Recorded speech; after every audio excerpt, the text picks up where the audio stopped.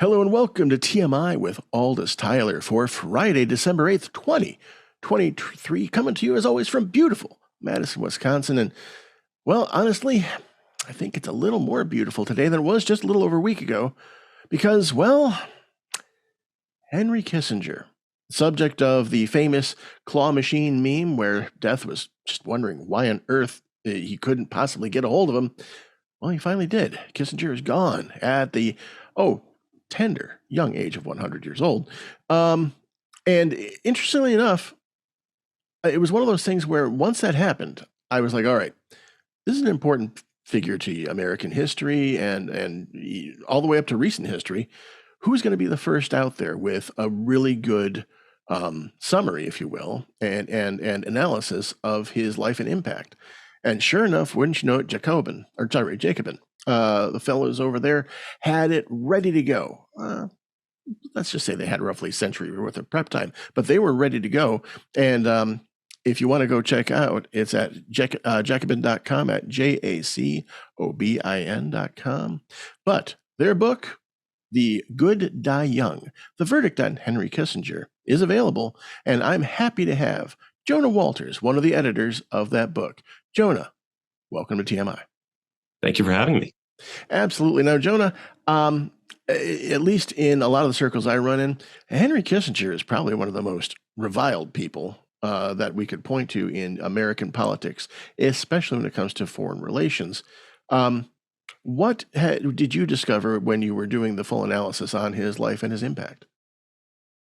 Yeah, well, so it's important to note that among some people, Kissinger was not reviled. He was revered, in fact. In the preface of our book, we refer to him as a uniquely polarizing figure. And the reason for that is that he was a especially capable, and some would say shameless, guarantor of American global power during a really key moment in the development of that global power. And so Henry Kissinger sort of arrives on the scene in Washington in the 70s. As national security advisor to then President Richard Nixon. And then he sticks around for decades, sort of haunting the halls of power in Washington, D.C., if you will. So he had stints as national security advisor. He later became Secretary of State.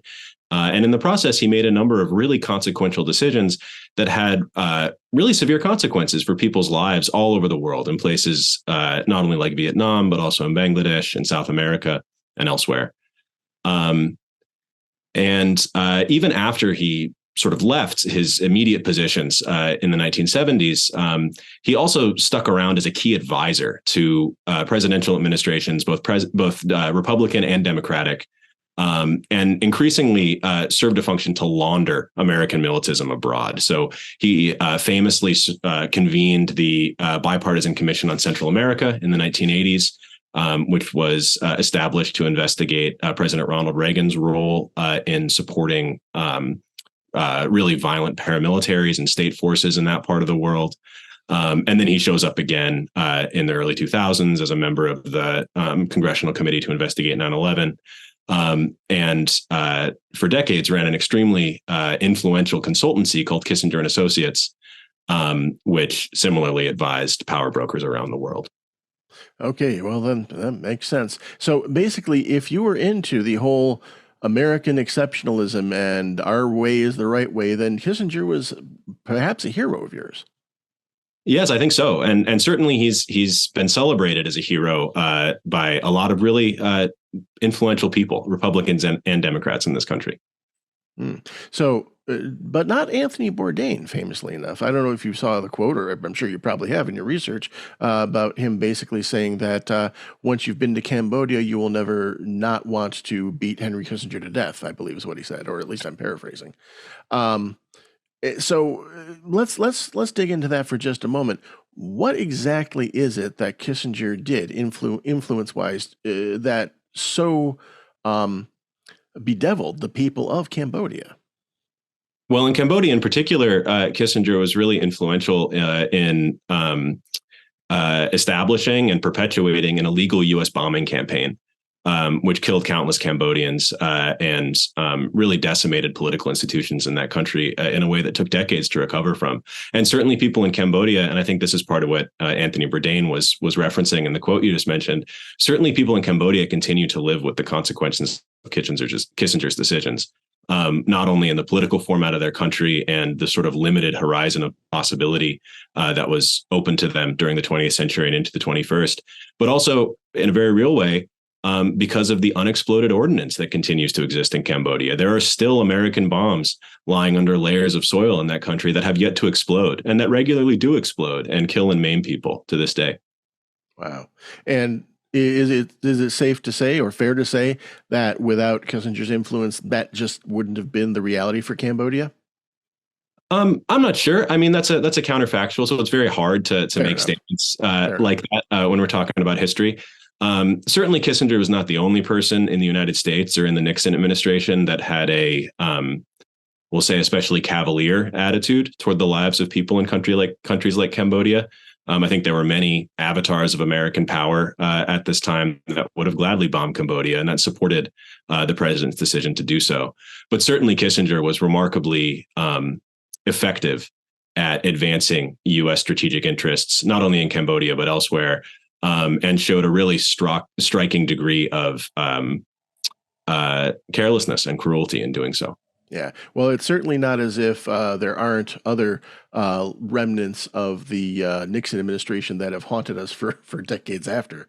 But one of the things that I wanted then to come back to, you were mentioning how in the 80s, he continued his influence, in that case, with the Reagan administration, continuing along with some of their policies and then helping push those in certain directions too, correct? Yes, that's right. We have a really excellent contribution in the book by the historian and journalist Hillary Goodfriend about this. So in the 1980s, Kissinger is playing something of a contradictory position. I mean, the Reagan revolution that happened in right-wing politics in this country was in some ways a repudiation of Nixon and a sort of repudiation of the sort of what members of the new right saw as ineffectual or feckless politics from people around Nixon, including Kissinger. At the same time, however, Kissinger remained an incredibly influential figure in Washington.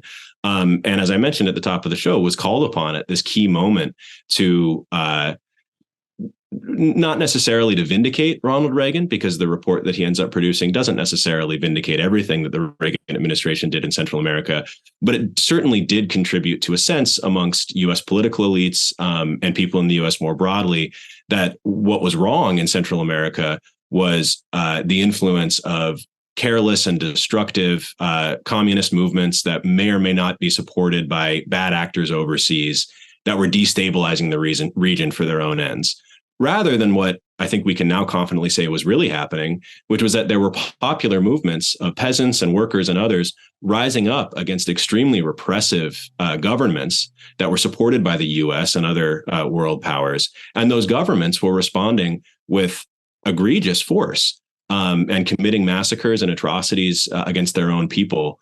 A terrible situation that went on for more than a decade, in which the United States did a great deal to perpetuate. Yes, that's for sure. So again, and to basically remind our listeners here, what Jonah's referring to with the book is The Good Die Young, The Verdict on Henry Kissinger, that you can find at Jacobin.com. That's Jacobin. You might be tempted to call it Jacobin, like I have mistakenly done so before. But if that helps you remember the spelling, that's great for getting it online. But it's actually Jacobin.com, Jacobin, and you can find it there. And again, Jonah Walters here is one of the editors of the book. Now, Jonah, were you? I was curious to know. I know you had two other main editors on the book that are credited with you. Do you happen to have any particular favorite insights they were able to add or help with when compiling this work? Oh, that's a great question. So I was very fortunate to work with Bhaskar Sunkara, who's the founder of Jacobin Magazine and currently president of The Nation, and Rene Rojas, who's a wonderful scholar of neoliberalism in the Southern Cone. They were my co-editors on this project. And I came in very much the junior editor. I had just started working at Jacobin about a year before, and I was enthusiastic about the project, but didn't really have any real expertise in the area. And so it was an education to work with the two of them and with all of our wonderful contributors. One thing that I'm proudest about the book is that Renee was able to bring in some voices from South America, some really excellent perspectives about Kissinger's lingering effects there that haven't been widely heard in English. We were able to commission some great academics from that part of the world to write about Kissinger's legacy in Argentina and elsewhere. And Renee was able to translate those essays out of Spanish and into English. And I'm really enthusiastic for those ideas to reach English-speaking audiences. I think it's about time. Excellent, excellent. Well, and so now clearly, you had your Jacobin had this book ready to go within, I don't know, 12 hours of the announcement that Kissinger was no longer with us. How long have you been working on this? Work for this project started quite a while ago. I think in 2016, and it was a lengthy process of commissioning authors and working to develop the chapters. The format of the book is such that it's organized geographically. So we really wanted to provide a book that any reader could go to and open up and look for a part of the world that matters to them or that they have a connection with and understand the effects that Kissinger has had in that part of the world. So we have essays that deal with Kissinger's effects in Central America and Argentina, in East Timor and elsewhere. And it was a lengthy process getting all of that put together. But I think that we had a draft of the book basically complete in about 2018. And then there was some revising that happened on a very limited basis since then. But really, this has been ready to go since about 2018. And our contributors all worked really hard to make sure that the essays that made it into the book were timeless in a sense that really spoke to the nature of the American 20th century in a way that didn't rely on the immediate political context of the book's release. So I think, for example, that there's a lot in this book that will speak to readers just as powerfully now in the middle of a Joe Biden presidency as it may have, say, 4 years ago in the middle of a Donald Trump presidency. Yeah, well, and that's actually really remarkable. Now, I actually do like the fact that you organize this, as you said, geographically, because that actually helps shine a light on exactly how far-reaching the influence of Kissinger was. Is there any particular section of the world that surprised you when you're putting this book together, as far as that his influence actually hit there as well? That's a great question, and the short answer is that there's a lot in this book that surprises me, and I can't hope to do it justice. So I hope that your listeners pick it up and read it for themselves. Understood. There's an especially one essay that's included that was especially striking to me is Leandros Fischer's essay on Kissinger's effects in Cyprus, which was a story that I was completely unfamiliar with prior to working on this book, but is a really dramatic one and one that I think American readers will be really interested to learn about. All right. Wow.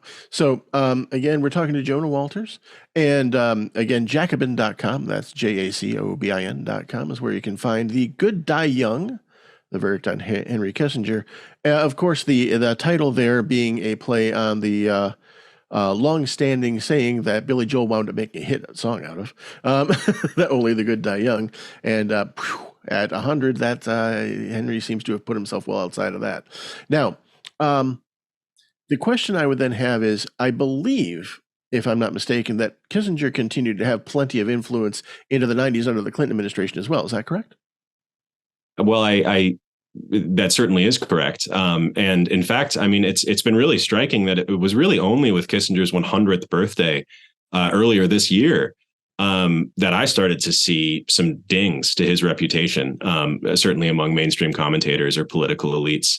I mean, I remember around the time that we first started preparing this book in 2016, we had a Democratic presidential primary where the frontrunner, Hillary Clinton, was quite proud to describe her relationship with Kissinger, and Bernie Sanders took some serious heat for saying from the stage of a debate that Kissinger was no friend of his. So for a very, very long time, Kissinger enjoyed a stellar reputation. Yeah. Well, at the very least, again, amongst those who were partial to U.S. hegemony around the world. And it absolutely would fit in with the Democratic Leadership Council, third way centrist point of view to be very friendly with that, I would think. Now, and definitely not sit well with the Democratic Socialist Bernie Sanders end of things. With that in mind, when did you, in the point of time wise, did you see Kissinger's influence start to wane? Yeah, I mean that's a good question. I mean, it must be said that in some ways his influence has yet to wane. That's maybe something of an exaggeration right now, particularly in the past several years, as we've seen just an incredible outpouring of opposition to U.S. Foreign policy, especially from young people. But in a lot of ways, we're still living in the world that Kissinger helped to construct. This is a world where the United States fancies itself the global guarantor of the capitalist world system, and it doesn't hesitate to intervene with whatever weapons are at its disposal when countries step out of line or refuse to be worked into broader U.S. plans. And so, the U.S. uses a variety of mechanisms to do this, ranging from outright intervention to things like sanctions. And it does so, generally speaking, without much pushback from its partners in Europe and elsewhere in preserving the world system. And so that's very much the world that we still live in today. And it's a world that Kissinger helped to construct. Fair enough. And I suppose that Kissinger himself was influenced by thinkers that came before him.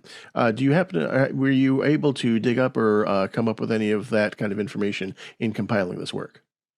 Yeah, so the book includes a wonderful introduction from the historian Greg Grandin, who's written many books, including his own book-length treatment of Kissinger, which came out in 2016 called Kissinger's Shadow, which is in a lot of ways sort of an intellectual accounting of Kissinger. And his introduction in our book does tread some similar ground. So I won't say too much about particular intellectual antecedents because I think you should read Greg's work for that. What I will say, though, is that Kissinger played a decisive role for U.S. foreign policy interests at a really interesting and important moment in time. And so one argument that we try to make in the book is that following World War II, in the middle of the 20th century, the United States took on a new role as a guarantor of the capitalist world system. And so the U.S.'s overriding foreign policy priority was to preserve favorable conditions for capitalist investment in as much of the world as possible. And the way that it had to accomplish this wasn't as simple as some people might suggest. It wasn't as simple as just doing the bidding of American companies overseas. Instead, the U.S. needed to ensure the success of American business writ large rather than American businesses. And that meant reconstructing capitalist economies in Europe. It meant fashioning former rivals like Japan into productive trading partners. And it also meant quelling the waves of decolonization that were happening in what was then called the Third World after World War II as well. So after World War II, the sort of axis of global politics shifted to an extent away from competition between inter-imperial powers and towards a competition between anti-colonial movements and their foreign or current metropolitan rulers. And the U.S. at that moment really stepped in to prevent to frustrate the progress of decolonization movements the world over. Right. Well, and as has been observed in one particularly popular internet video called The History of the Entire World, I guess, I believe for decolonization, he notes that Europe is tired of pillaging other continents, and the continents they were pillaging are tired of being pillaged. So here's a new map with new countries. Now you can't tell who they're being pillaged by. Yeah, that's right. But in any case, though, the thing that interests me then to think about the span of time that Kissinger was alive for, born in 23, by the time World War II was over, he was in his early 20s, so he would definitely have been very influenced by the Marshall Plan and the various things that were happening at the time as far as like, oh, this is where it's at, so perhaps this is where I should focus my studies, my efforts, my passions kind of thing, I would think. Yeah, that's right. And in a lot of ways, Kissinger really fashioned himself a product of that moment in history. I mean, Kissinger, in addition to being an influential statesman, was also a prolific author and quite a capable self-mythologizer as well.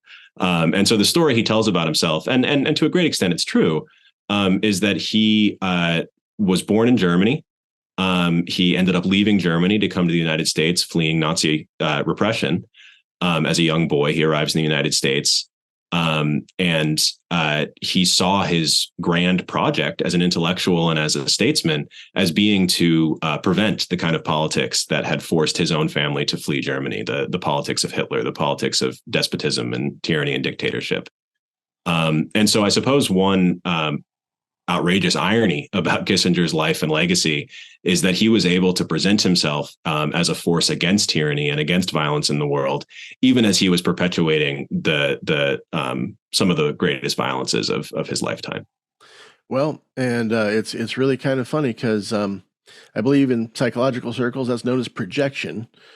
But to be fair, in some ways to him, I suppose the way he viewed it is if it wasn't his brand, it would be somebody else's brand, and there would be less chance of having that under control, I guess.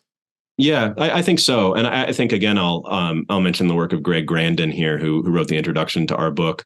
Greg has been really effective, I think, in showing that Kissinger's brand of realism or realpolitik is rests on a sort of fundamental defiance and an unwillingness to concede anything, even to reality. And so Kissinger was famous for articulating his position on world affairs, or his sort of ideology of how the U.S. should act in the world, as being one of strength. That the U.S. is not a country or a people that responds to things or that attempts to measure itself against others, but rather a force that acts in the world, and in acting creates the world in its own image. And I suppose that makes a certain kind of sense for someone in Kissinger's position, certainly someone who seemed to fancy himself a, uniquely capable figure, a figure who maybe should be entitled to make decisions for others. But the consequences that ideology had in the world were horrific, and we're still living with them today. Absolutely. I mean, after all, when you stop seeing the world as, or just have never seen the world as a place of equal human beings, and rather you see that, yourself is somehow held to a superior position in making decisions for others that aren't just making decisions for one or two others, but entire nations. Yeah, that pretty much, it's the whole power corrupts, and absolute power corrupts absolutely. Seems to me, at least, that applies somewhat to Kissinger's position. Yeah, I think that's right. I think at the same time, though, it's also worth saying that Kissinger was not the reason we're focusing on Kissinger in this book is not because he was some aberrant figure. It's not that this was a man who was drunk on power and unilaterally made all of these awful decisions. What really is interesting about Kissinger, and what's significant politically about a figure like Kissinger, is that he was the embodiment of official U.S. policies. The reason that he's celebrated on both sides of the political aisle in this country is because he accomplished objectives for the U.S. His brand of politics and the kinds of decisions that he was willing to make served U.S. interests and did so for many, many years. And that's actually kind of the hole, if there was a hole, that we wanted to plug with this book. I mean, there have been really great critical treatments of Kissinger that have come out over the years. I already mentioned Greg Grandin's 2016 book, which is sort of, I described as an intellectual biography of Kissinger. There's also the famous Christopher Hitchens book years before, The Trial of Henry Kissinger, which presents in a very lawyerly way the decisions that the man took that had horrible decisions for others. But I think that what we really wanted to do with our book was to get away from thinking about Kissinger litigiously, or thinking about him as, a powerful personality, and instead start to think about him as an embodiment of, like I said, official U.S. policy, because I think that then provides us with an opportunity to think about what U.S. foreign policy could be. I think that part of the reason there are so many celebrations taking place right now over Kissinger's death, not just in the US, but around the world, is because this is really an opportunity for us to think about what a post-Kissinger paradigm could look like. How could the US act in the world if our goal wasn't to make the world in our own image, but rather to ensure health and safety for the global population as a whole? Well said. All right. So again, Jonah Walters, one of the three main editors of the work The Good Die Young, The Verdict on Henry Kissinger, that you can find at Jacobin, jacobin.com. Again, spelled JACOBIN.com. And I'll tell you what, if you want to get some vague idea of just how far flung the celebrations of Kissinger's passing may be around the globe, getting this book would be a good place to start, because you'll be able to see geographically where his influence was throughout his life. All right. And so with that, Jonah, I want to thank you for coming on to discuss this. And I hope that you and everyone else over at Jacobin just keep on plugging along to hopefully point us towards a better future. Well, thank you very much. You're welcome. You've been watching and listening to TMI with Aldous Tyler. We'll be right back.